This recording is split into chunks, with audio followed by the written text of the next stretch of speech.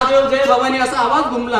आलं बाई राजे आले म्हणून सगळे जण असे राजांचं स्वागत करत होते. राजे आता धनगराच्या गल्लीला, राजे आता मराठ्याच्या गल्लीला, राजे आता पाटलाच्या गल्लीला, राजे आता माळ्याच्या गल्लीला अशा बातम्या मिळायच्या. आणि शेवटी राजे आता शिवा नाव्याच्या दारामध्ये आले. त्याची बायकोनं असं कुंकुम तिळकामध्ये बोट बुडवलं आणि राजांच्या कपाळी गंध लावायचा म्हणून ती पोर अशी पुढं सरकली आणि राजांच्या कपाळी गंध लावणारच होते. तेवढ्यामध्ये मागून आवाज आला, सुनबाई, ओ सुनबाई, तुम्ही नको वाळू राजांना. सुनबाई, ओ सुनबाई, तुम्ही नको वाळू राजांना.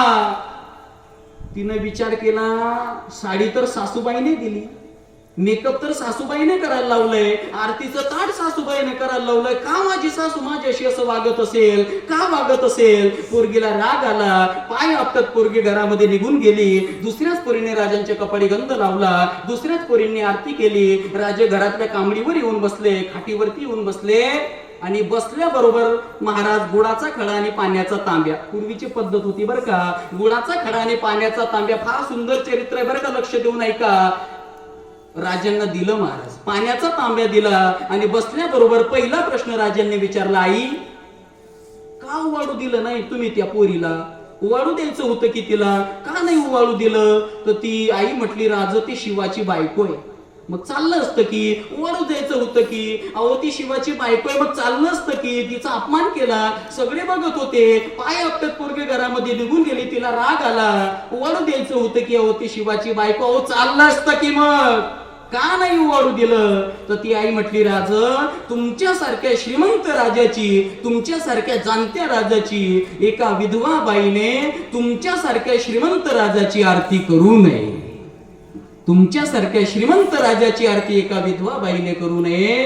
हे ऐकल्याबरोबर महाराज त्या राजांचे हातातला तांब्याच खाली पडला. महाराज, बापरे, अजून तुम्ही सांगितलंच नाही आईला, अजून तर मी सांगितलंच नाही. या आईला मी सांगितलंच नाही की हिचा पोरगा माझ्यासाठी निघून गेलाय, हिच्या पोराने माझ्यासाठी प्राण दिलाय.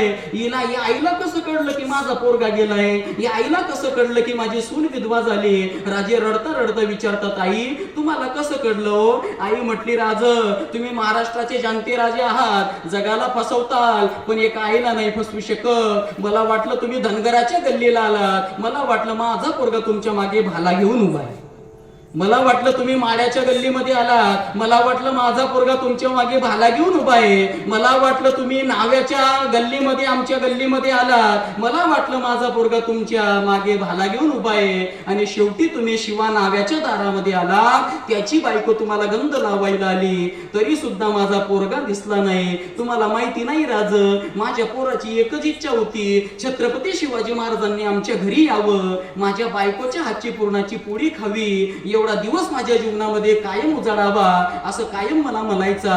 आज ज्या अर्थी तुम्ही येताय माझा पोरगा येत नाही, आज ज्या अर्थी तुम्ही दिसताय माझा पोरगा दिसत नाही, याचा अर्थ असा आहे की माझा पोरगा आता राहिला नाही. सगळं घर रडायला लागलं, सगळं दार रडायला लागलं, बायकोनं अंग टाकून दिलं धरणीला आणि सगळे धाय मोकून रडण्याचं वातावरण झालं होतं. तेवढ्यामध्ये 2-4-5 मावळे असे घरामध्ये सोन्याचे ताट आणि चांदीचे ताट घेऊन आले बरं. तर ती आईने ते सोनं पाहिलं, ती चांदी पाहिली, आणि आई म्हटली, राज नको तुमचं सोनं मला, नको तुमची चांदी मला. अहो आता हे शिका, आमच्या पोरांनी तर हे शिकून गेला की छत्रपती शिवाजी महाराजांकडे त्या शिवाने काय मागितलं, पण आमच्या माता माऊल्यांसाठी सांगतोय, त्या माता माऊल्याने काय मागितलं शिवाची आईने, हे जर ऐकायचं असेल जरा 2 मिनिटं ऐका.